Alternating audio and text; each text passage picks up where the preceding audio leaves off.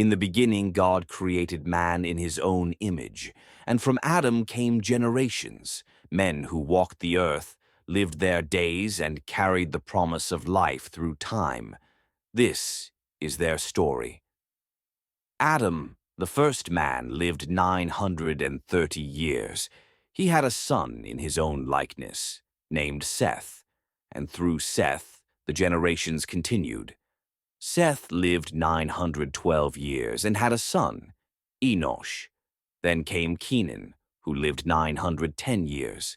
His son Mahalalel followed, living 895 years. The years passed, and the lineage continued. Mahalalel's son, Jared, lived 962 years, and from Jared came Enoch, a man unlike the others, for Enoch walked with God. And then he was no more, for God took him.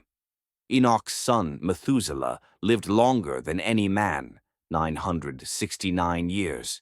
Then came Lamech, and from him Noah was born.